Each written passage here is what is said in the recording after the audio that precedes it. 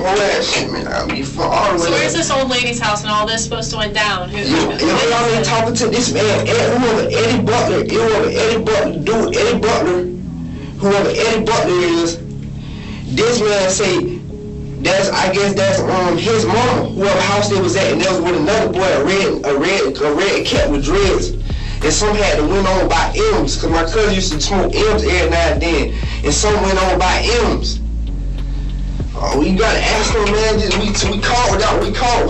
Nick Robinson told him about the same thing, man. Come on, man. I'm saying, we need help. We need help from you guys too. We can't read minds. He say he act like he ass, man. Everything we know, we tell this man. We're out into the streets, just like y'all into the streets.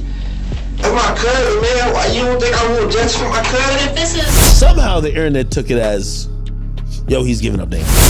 If I'm a snitch on a nigga, bro, I'm a snitch on a nigga. Like, you know what I'm saying? Like, if a nigga gon' snitch, a nigga gon' snitch. Like, when I got picked up, I was already picked up for some more cases. Like, you know what I'm saying? So like, they use that as leverage. I was underage. They use that as leverage to be like, okay, oh, he just got picked over here. Oh shit, what the homicide detectives wanna holler at him. Don't even take him to the jailhouse. Bring him straight over here to the district. You feel me? So they use that. They use me having a little petty case already going as leverage to just get me in the office. Cause like, this is an ongoing situation. Like, they was already, but the police said, I call my mom on the phone, but the homicide investigators come out of crib every single day. Every day, okay, yo, this was going on, this was going on, this was going on. So, you know, like, it's like, as a family, like, bro, like, when you got some detrimental shit that first happened to you, like, nobody know, like, what the fuck going on. So, like, it's overwhelming for a motherfucker to come see you every day. Like, oh, by the time I get picked up, he was already, police already had him, whatever they had going on. So he was locked up already?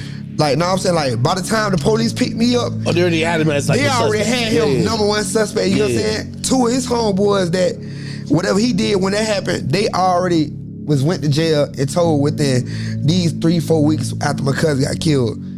So it's like, my name was a name that was repeatedly brought up. Okay, nah, I know he was beefing with him. He was beefing with him. Even his girlfriend, he was beefing with him. This situation boiled down to him. So like, at this point, I'm a main person in interest. Like, okay, we need to talk to his cousin. His cousin got all the info. Yo, what's up, people? We is back. Another day on Keep It G News. And today, y'all, we is talking about Boston Richey, y'all. And y'all know on my channel, I always speak about integrity, morals, principles, because I think we living in a world where those type of ethics that we've been brought up on is lost. But I always talk about when it's lost, I always talk about my city, I always talk about Baltimore, I always talk about, yo, my city is one of the main cities, or seem like one of the only cities. I know we're not the only one, but it seems like it's sometimes that still stand on principle, still stand on morals. And some things that I see from other cities, like YSO Woody riding all around Atlanta, and FBG Butter getting interviewed on platforms from his city, just wouldn't fly in Baltimore. Like, yo, we don't support the rat. That's just what it is. And what brings Boston Richey into the equation is that video I showed y'all in the beginning. You know, Boston Richey had an hour-long police interrogation. Looked like to me he was telling it all. Now, he said he was making up names. I beg to differ. You know, and then you hear him on DJ Academics talking about the situation, and he basically said a whole bunch of nothing. Basically said, I got tired of them pressing up on me. I was a juvenile, so I just went in there and I told him what I knew, you know? Well, where I'm from, that constitutes a rat. And where I'm from, we don't respect the rat.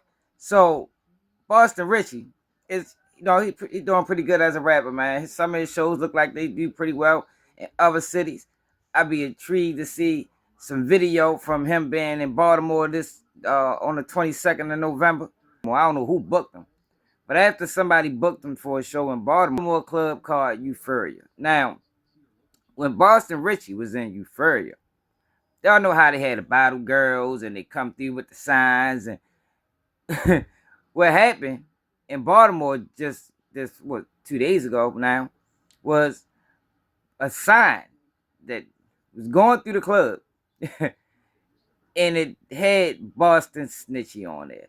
Now, if this is not Baltimore, I don't know what is, because I would expect nothing less from Baltimore but for somebody to do something like that, yo, because we don't respect the rat. We don't, yo, because what is there to respect? And it ain't about the streets like most people always try to insinuate. It's just about standing on what you believe in. It's about integrity. It's about principles. It's about, if you get in trouble for a crime that you did, stand on it. And you can take it away from the streets and you can put it into the workplace. I don't think people even like workplace rats. I don't think the government like rats. I don't think the police department like rats. I don't think NASA like rats. I think they call them whistleblowers. And every time I bring this argument, I talk about Edward Snowden and how Edward Snowden would be considered a rat. They call him a whistleblower. And if Edward Snowden was to ever come back to the United States, Edward Snowden's head probably would be on a platter. And he told. And some people might think he told the truth, and some people might think information he's told needed to be said. But that's not how this goes. You know, when you join any institution, when you join any, any institution or any make a pledge to any group, there's rules and regulations that you gotta abide by. And one of the things you abide by when you jump into these streets is the code of honor. You know, you don't say what you saying. That's just what it is. So for Boston Richey to be from, I guess he's from Tallahassee, maybe a small town. They might just started adopting, street rules and street ethics. But he wasn't supposed to get in that interrogation room and go on a whole hour or 2 hour rant about his cousin murder and the people that may be involved, because that constitutes telling. It is what it is. And Baltimore is one of them cities that we ain't rocking with the rat. FBG Butter couldn't survive in Baltimore. You understand what I'm saying? Not saying he could survive in Chicago, but he wouldn't be platformed in Baltimore. He wouldn't be on the radio station in Baltimore like Woody was at the radio station in Atlanta. But let me know how y'all feel about this in the comments. Like, I'm not surprised at all. I would expect nothing less from my city, because that's how we is, yo. We still standing on what we believe on. And that's why you'll never see me online running plays, because we not standing with that. We don't support the play runner. You feel me? You will never see me online chasing clout, because we don't support the clout chaser. And that's just what it is. And I'm out.